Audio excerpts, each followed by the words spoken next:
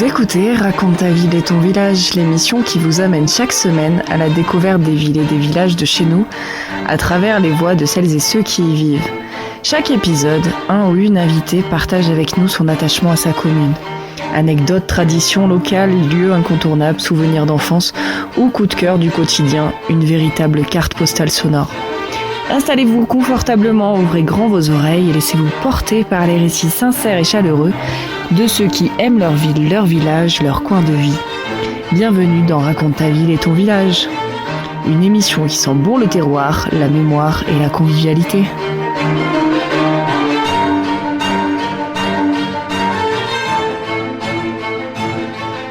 Bonjour à toutes et à tous, bienvenue sur KTB Radio. Aujourd'hui, j'ai le plaisir d'être en compagnie de Raymond Renaud. Bonjour. Bonjour. Alors aujourd'hui, je suis présente avec vous pour parler de votre livre, Le Monde d'en haut. Donc votre livre, Le Monde d'en haut, raconte une vie hors du commun. Pourquoi avoir voulu écrire cette autobiographie ? Je ne souhaitais pas écrire sur ma vie, parce qu'on a tous des secrets. J'en avais quelques-uns, et je ne voulais pas, ou alors écrire un roman. Dans un roman, on peut, comment dirais-je, parler d'une réalité qu'on a vécue, mais les personnes qui vont lire ce roman, c'est une fiction pour eux, c'est pas une réalité. Et puis, moi, je réalisais des documentaires sur l'Himalaya, sur le Tibet, avec les Tibétains. Donc, c'était ce que j'avais décidé de faire, trouver les mots les plus beaux, les plus justes pour mes documentaires, mais surtout pas parler de ma vie privée. Et j'ai un ami qui me connaissait depuis plus de 40 ans. Un jour, il me dit, pourquoi tu n'écris pas ? Je me régale à t'écouter à tes conférences, pourquoi tu n'écris pas ? Arrête, je n'écris pas, j'ai des raisons. 2 mois après, il revient et il a su trouver les mots. Il m'a dit, mais tu sais, tous les conseils que tu m'as donnés, les histoires que tu m'as racontées, ça pourrait être utile. Et sur le mot utile, j'ai pris la décision d'écrire ce qui m'était arrivé. Peut-être que pour certains jeunes qui iraient en montagne, s'ils avaient lu mon livre, je tiens beaucoup à l'approche que j'ai de la montagne. Moi, la montagne, c'est pas une bataille, c'est pas une conquête, c'est beaucoup plus pour moi. C'est un idéal. Et je l'ai découvert très jeune sur le plus beau sommet de chez nous, la Meije. Voilà pourquoi j'ai voulu écrire ce livre. Et oui, donc vous avez longtemps vécu dans l'action, dans la montagne, avec surtout une enfance particulièrement marquante, dans un petit peu de précarité, dans... Oui, alors c'était mon secret. À Briançon, on croyait que j'avais été accueilli par des familles briançonnaises et personne ne savait. J'ai toujours gardé secret ma première jeunesse jusqu'à l'âge de 11 ans. Et là, dans le livre, vous avez employé le mot tout à l'heure, pour faire découvrir l'alpiniste que je suis devenu, l'homme qui a eu la chance de rencontrer des aides d'exception et tout, je souhaitais parler du point de départ de ma naissance. Et puis ensuite, de ce qui m'est arrivé. Alors aujourd'hui, je peux vous dire, puisque vous m'interviewez, que je n'ai jamais regardé dans le rétroviseur ma vie. Il a fallu attendre. Il a toujours devant. Toujours devant. Et c'était mon secret, c'était ma manière de vivre. Et pour ce livre, il a fallu que je revienne au point de départ de ma vie. Quel moment d'émotion j'ai eu. Quel moment de vouloir me rappeler pour être le plus authentique possible. Bien sûr que c'est ma vérité. Comme chaque personne qui écrit un livre, des personnes peuvent dire « Oh, il exagère pas un peu quand même. Les gens n'étaient pas aussi... » Non. Il faut ne pas échapper le contexte.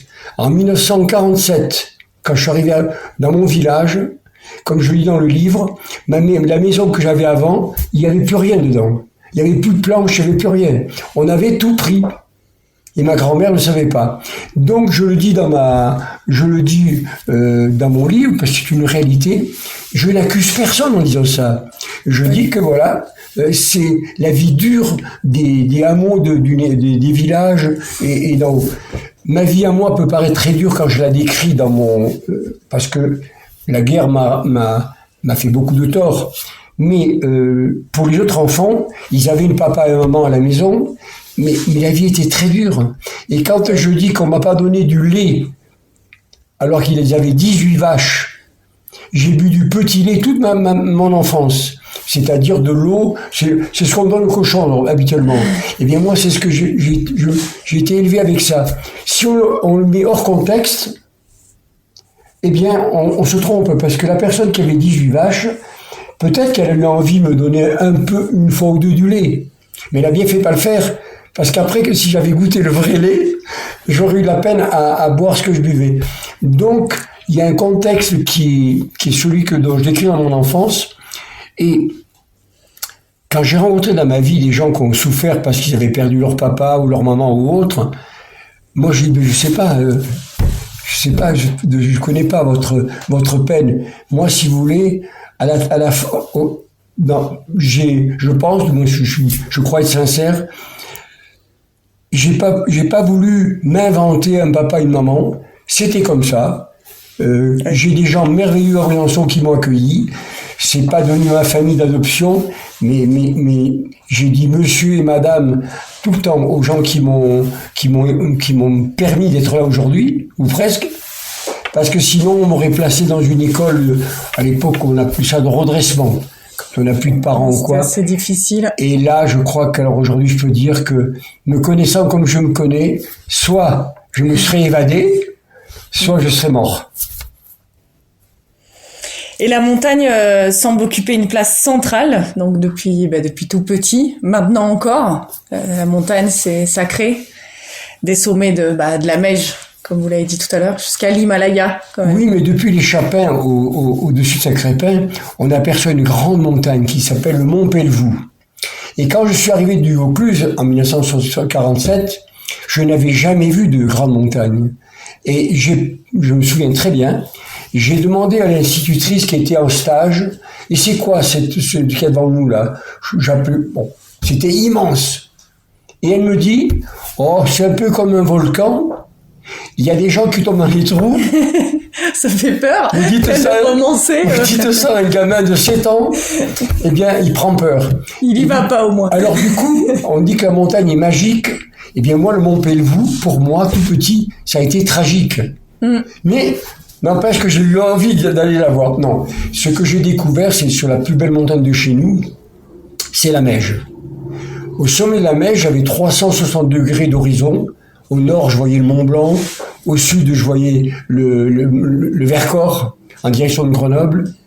Et au fond de moi-même, dans mon être, j'ai eu une sensation extraordinaire de bien-être. À ce moment-là, j'ai été interpellé par celui qui était le chef de cordée, qui s'appelle Georges Rapin. Assieds-toi, Raymond, parce que on est à 4000 mètres. Il faut que tu te reposes. Je n'ai pas osé dire quelque chose, mais je n'avais pas faim, je n'avais pas soif et je n'étais pas fatigué. Mais je me suis assis pour respecter ce que m'avait dit ça. Et ce jour-là, quelques années après, je lui ai découvert que j'avais trouvé un idéal. Un idéal qui va m'interpeller toute ma vie, qui s'appelle un idéal de beauté. Je ne gravis les montagnes que si elles m'inspirent. Ah, c'est beau ça. Je n'ouvre un itinéraire que si je suis inspiré. Un peu comme... voilà. Et c'est là où je dis qu'il y a beaucoup de différences entre beaucoup d'alpinistes. Chacun y va avec son approche. Moi, cet idéal m'a invité à, on peut le dire, à m'élever. Mais comment faire pour vivre le plus souvent possible là-haut? Et c'est comme ça que je choisis d'être guide haute montagne. Pour être le plus souvent possible sur les montagnes. Dans votre élément. Alors, maintenant, avec l'âge que j'ai, heureusement, il n'y a pas eu que la montagne qui a compté pour moi. J'aime la mer, j'aime la beauté. Et l'escalade, pour moi, c'est un plaisir de se mouvoir. Mais la haute montagne, c'est tellement grandiose, c'est tellement grand, et de là-haut, on voit tellement loin que c'est des visions à part, nulle part ailleurs, sauf quand on arrive à un col. Oui, quand on a un col, on y monte aussi pour aller voir ce qui se passe de l'autre côté. Mais l'alpinisme, pour moi, c'est monter à un sommet. Je fais la différence entre l'escalade, qui est un plaisir de se mouvoir, on cherche la difficulté et tout. La montagne, c'est l'alpinisme, donc la montagne. Pour moi, c'est dur.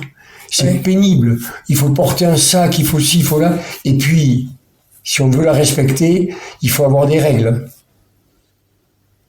Et d'où votre titre, Le Monde d'en haut. On voit la montagne d'en haut. Le Monde d'en haut, alors contrairement à l'actualité de ces dernières années, je ne l'ai pas mis en opposition avec le monde d'en bas. Quand j'arrive de la Meije, à Briançon, j'avais le sentiment qu'on me regardait, j'étais très jeune, qu'on me regardait différemment. Et moi, si vous voulez, à l'époque, dans ma manière de fonctionner, je disais, ben oui, cette demoiselle, maintenant, elle me regarde parce qu'elle sait que j'ai fait la Meije. Et ça va continuer. Quand je vais sortir major de ma promotion d'aspirant guide, on va organiser une fête à Briançon pour honorer la place de premier et de major que j'avais eue. Mais j'avais jamais eu ça, moi. Et pour moi, c'est la considération. Et j'ai eu aucune ville dans ma vie qui m'ait affectivement autant donné qu'un regard, qu'un bonjour. Comment vas-tu, Raymond? Et quand j'étais en Himalaya, j'envoyais des cartes aux journalistes du Dauphiné Libéré. Et lui, on appelle ça comment quand tu la reportes sur un journal? Ah, il a transcrivé? Oui, il a transcrivé pour que tous les Briançonnais aient des nouvelles. Des nouvelles de l'Himalaya. Et ça m'a donné une relation avec le Briançonnais à tel point que quand vous êtes d'un haut niveau à Chamonix, si vous sortez premier, on vous dit bonjour et on vous demande d'être guide à Chamonix. Si vous sortez second, on vous dit bonjour. Ce qui veut dire qu'à un moment de la vie, on m'a demandé de me marier, on m'a demandé, enfin là, un grand bonhomme m'avait gardé une de ses filles, et je serais devenu, si je m'étais marié à Chamonix, j'aurais été invité à être à la compagnie des guides de Chamonix, alors que moi j'ai dit, je suis briançonnais. Voilà. Donc à Briançon. Et à travers ce livre, qu'est-ce que vous souhaitez transmettre au lecteur? Ce livre, j'ai un ami qui a eu un grave accident, qui est paralysé, qui a écrit un livre qui s'appelle « Marcher dans sa tête ». Celui qui marche dans sa tête. Et un beau jour, j'entends me dire « Tu sais, mon livre, je l'ai écrit, c'est mon histoire, mais j'ai créé un outil. » Et il avait raison. Toutes les personnes qui ont eu un accident de colonne vertébrale comme il a eu lui, ont presque lu le livre de Patrick Segal. Alors moi, j'ai pas la prétention que mon livre soit un outil, mais je vais essayer de dire ce que le retour de ce livre, là où j'ai été le plus touché, j'ai ma fille qui s'appelle Aurélia, et elle travaillait dans le Briançonnais, et chaque fois qu'on lui demandait son nom, on disait Aurélia Renaud. Ah, tu es la fille de Raymond Renaud. Voilà ce que ce livre a été. Le retour du livre a permis à des gens qui l'avaient lu d'oser dire à ma fille ce qu'ils n'auraient pas osé me dire à moi. Ah. Tu sais, ton papa, on l'aime beaucoup. Voilà. Le retour de ce livre, déjà, c'est pour Aurélia. Et Aurélia, elle a connu un papa, mais elle n'a pas connu l'alpinisme, elle n'a pas connu ce que j'ai fait en Himalaya. Moi, j'étais son papa. Oui. Et le livre qu'elle a lu déjà avec un âge majeur, elle a rajouté à ce qu'elle avait ressenti en tant qu'affectif. Vous allez voir ce que c'est. La dernière fois que je suis parti en Himalaya, elle avait 4 ans. Ben, c'est mon absence, on se souvient. Les 4 mois où son papa n'était pas là. Voilà. Oui. Et oui. Et je le dis là-bas, je l'ai pas écrit ça, mais je le dis, quand on est guide, on part souvent. Il y a d'autres métiers où on quitte la maison ou quoi. À tel point, quand elle était petite, et elle avait 3 ans, j'avais fait des sauvetages avec des hélicoptères ou quoi. Papa, là-haut.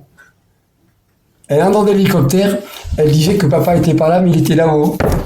C'est beau. Et les absences, jamais j'aurais cru, à l'époque, que ma petite fille puisse ressentir un tel manque, alors que moi j'allais me régaler en Himalaya, ce qui fait que j'ai arrêté. Et j'ai arrêté les grandes expéditions parce que j'avais un enfant. Et oui, c'est pas un sacrifice, car ce que je peux dire aujourd'hui, Pour moi, la montagne, c'est du roman. La montagne m'a permis de le découvrir. Mais par contre, avoir un enfant, c'est pas du roman. C'est comment dire, pour dire, employer des mots simples. Une suite. L'amour d'un enfant, on a beau l'imaginer avant, ça n'a rien à voir avec ce qu'on ressent après. Mais quelle responsabilité! Et j'ai la chance d'être en vie, donc elle a eu un papa pendant toute ma vie. Et le livre qu'elle a là, maintenant, j'ai une petite fille qui a l'âge de 5 ans. Je l'accompagne dans une école qui était le Royal Canadel, donc sur la Côte d'Azur. Et il y a une grand-mère qui me regardait un petit peu comment je faisais avec ma petite fille. Et ma petite fille, Elsa, dit à cette grand-mère, « C'est mon papy !» Et cette dame qui était d'un certain âge, mais tu sais, ton papy, il est beau. Et Elsa dit, vous savez, il n'a peut-être pas dit où ça, il a écrit 2 livres. Le monde d'en haut. Et oui, donc il a été en 2 fois, vous aviez mis des photos. Alors, 2009, c'est le livre que j'ai édité moi-même. On appelle ça un compte d'auteur. Et puis ensuite, je le vendais dans mes conférences, où je le dédicaçais aux personnes qui souhaitaient l'avoir. Il n'était pas en librairie. Et celui du Monde d'en haut de Catherine Destivelle, avec les éditions du Mont Blanc, il est sorti en 2023. C'est une réédition. Le contenu est le même que celui de 2009, mais elle a osé mettre une photo quand j'avais pas 20 ans, j'avais 19 ans. Et dans ses collections, elle aime bien mettre, quand les personnes ont un certain âge, et ça je trouve très chouette. Mais moi, je n'aurais pas osé. Donc, le vieux monsieur que je suis aujourd'hui, avec mes 85 ans, eh bien, sur la première page, elle a mis cette photo, où j'avais 18 ans et demi, 19 ans. Et quand je lui dis, mais pourquoi tu as choisi celle-ci? Parce qu'elle est très rare, cette photo. Elle m'a dit, c'est un certain regard. Voilà. Pour Catherine Destivelle, j'avais un certain regard. Et elle a eu raison, puisque c'est elle qui a eu toute la responsabilité de la création de ce livre. Et la chance que j'ai, c'est que Le Monde d'en haut de Catherine Destivelle aux éditions du Mont Blanc, il est dans toutes les bonnes librairies de France. Alors que le mien, il n'y a que moi qui le vendais à l'époque. Donc, beaucoup d'anonymes, beaucoup de personnes, je ne peux pas dire le nombre de ventes, mais ça a été un plaisir que la championne du monde d'escalade puisse éditer ou rééditer mon livre. Et ce livre a une particularité, c'est qu'il a une dédicace d'un des plus grands guides de Chamonix. Et la dédicace est tellement belle que cette dédicace, elle embellit mon livre, parce que Georges Payot, il a 88 ans maintenant, on est amis depuis 1961, eh bien, c'est un cadeau qu'il me fait d'avoir dédicacé le livre. Avec Raymond. On peut la lire ? Ah oui, allez-y. Avec Raymond, tout a commencé le 19 août 1961. Je venais de passer mon stage de guide 1 mois plus tôt et je devais encadrer le stage d'aspirant guide de Raymond. Un seul regard entre nous a suffi. Il était moi, j'étais lui. Depuis ce temps, après toutes ces années, 60 déjà, ce regard est toujours le même. C'est ça l'amitié. Ton livre, Le Monde d'en haut, m'a ému. J'ai même versé une larme. Pio Paio à Pio Renaud. Ça veut dire petit. Petit Payot à Petit Renaud. C'est extraordinaire parce que c'est quelqu'un qui avait dit non à la dédicace en me disant, mais je sais pas faire, moi. Eh bien, quand on sait pas faire et qu'on sort une dédicace comme ça, c'est une des personnes qui m'a accompagné dans ma vie en Himalaya. C'est quelqu'un de très très bien et je suis vraiment plus qu'honoré qu'il fasse partie de ce livre. Et combien de sommets, Raymond ? De sommets ? Ouais. Alors, vous savez, il y a des gens qui font partie d'un club en alpinisme, le GHM, club de haute montagne. Chaque été, il collectionne des montagnes. Je vous ai dit au tout début de l'interview que je vais en Autriche et hop, par exemple, je viens de Dolomite. Oh, Oh, qu'elle est belle cette montagne. Dans le ciel, il se dessine une montagne. Alors, je cherche à savoir si, avant moi, une personne a fait le tracé. Pour revenir à cela, nous avons dans le Briançonnais les tenailles du Mont Brison. Ah oui. J'ai réussi l'ascension, la première ascension, en 1965. Je crois qu'elle a dû être faite des milliers de fois. 4 ou 5 000 fois. Cette voie, elle a tout ce que j'aime dans l'escalade. Elle a la beauté, la roche est très bonne, la beauté est très belle, on voit Briançon depuis là-haut, et puis elle est très variée. Il y a de l'escalade dans ce qu'on appelle dans les dalles, il y a des cheminées, il y a des surplombs, et c'est Gaston Rébuffat l'a choisi comme une des très très belles escalades du Briançonnais. Et comme c'est Gaston Rébuffat qui l'a écrit dans ses livres, des centaines, des milliers de personnes viennent à Briançon pour faire. Quand je dis des milliers, je crois que certains disent qu'elle a été faite 5 000, 6 000, 7 000 fois. Alors le problème de cela, c'est qu'on grimpe avec des chaussons qui laissent de la gomme sur le rocher. Les grimpeurs mettent de la magnésie au niveau des mains, ah oui. Ce qui fait qu'il faudra aller la nettoyer, parce que ça devient très très glissant maintenant. Eh bien oui, c'est là du Mont Brison, si vous voulez, c'est ce que je dis. Un jour, je suis allé au pied, j'ai dit un jour, j'ouvrirai une voie. Donc, si vous voulez, c'est pas parce qu'une montagne existe que je l'escalade. Certains disent, par exemple, nous grimpons les montagnes parce qu'elles sont là. Pas du tout. Oui. Moi, il faut que la montagne soit belle et qu'elle m'inspire. Puis après, il y a des montagnes qui auraient pu m'attirer, trop dangereuses. Chute de pierre, chute de glace ou quoi. Allez, hop, je la mets de côté. Moi, et les itinéraires que j'ai entrepris en Himalaya, par exemple, pour la Mada Blanc, nous avons réussi l'éperon nord de la Mada Blanc. Un éperon, les avalanches tombent sur les côtés. Vous voyez ? Oui. Donc, chaque fois que je peux, je diminue les dangers que la montagne naturellement provoque. Dans mon choix, si elle est belle et que l'approche est trop dangereuse, j'y vais pas. Oui. Ensuite, en escalade, on a la chance d'avoir les calcaires du pont de l'Alpe, on appelle ça les cerces. Pour moi, c'est les Dolomites des pauvres. À l'époque, j'avais pas de vélo, j'avais pas de voiture pour aller dans les Dolomites, les vrais, qui sont les cathédrales de la Terre. Et donc, j'ai appris à grimper dans ces parois-là. Et là, je suis en train de perdre le fil de ce que je voulais dire. Oui, ça y est, ça me revient.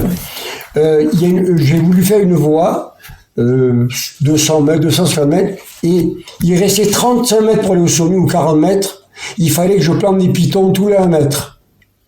Moi, je grimpe avec mes mains et mon corps. Dès qu'il faut mettre des échelles, pour moi, c'est plus de l'escalade. Du coup, je suis redescendu, j'ai pas fait la première. Quelques années après, des gens sont allés la faire et ont dit, là où Raymond Rondeau n'a pas réussi, nous avons réussi. C'est pas un problème pour moi. Oui.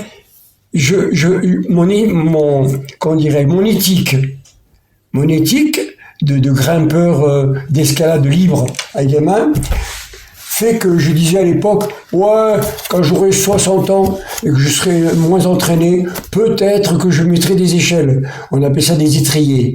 Mais depuis très jeune, des gens comme moi ne se tiennent pas au piton. On se tient à des prises naturelles. Alors les autres, ils font ce qu'ils veulent. Hein. Moi, je n'oblige pas les gens à avoir un souci de l'éthique, mais c'est dans ma nature. Si je dois aller chercher pour sauver une vie, j'ai fait des sauvetages. Pas de problème. Les pitons, les échelles, pour sauver une vie. Mais pour mon plaisir personnel de grimper, si je grimpe dans des échelles, je ne fais plus d'escalade. Oui. Eh oui. Et je crois que beaucoup de jeunes aujourd'hui, avec la manière de se protéger, les pitons, on perfore la roche, on met des pitons, ils se protègent, ils arrivent à pousser l'escalade libre bien au-delà de ce que je pouvais faire moi à l'époque. Oui, niveau matériel, oui, c'est sûr. Merci beaucoup. Et on peut retrouver donc ce livre de partout dans nos librairies, Le Monde d'en haut. Alors à Briançon, bien sûr, la librairie Alpine, parce que et je crois que les Briançonnais le savent que quand on veut des livres de monde, il y a d'autres librairies peut-être, mais il est à Briançon, il est encore sur l'étagère, à côté des livres de Catherine Estivelle, et c'est vraiment, mon livre est entre de très bonnes mains. Il y a encore un peu des conférences ou pas? Non, c'est bien que vous me disiez ça, parce que j'ai arrêté pratiquement avec la Covid, mais j'aimerais faire des scolaires aux enfants, mais j'ai eu une année un petit peu difficile, donc on va voir pour la suite. Mais ça me plairait de présenter mes films il y a un film sur le Tibet, là on parle de liberté, mais je vois ce que fait Zidane, par exemple, même aujourd'hui encore, dans des écoles et tout. Je trouve ça extraordinaire. Je m'appelle pas Zidane, mais au niveau de la montagne, chez nous, dans le Briançonnais, je crois que peut-être l'année prochaine. Avec plaisir. Merci beaucoup. Merci, Laura.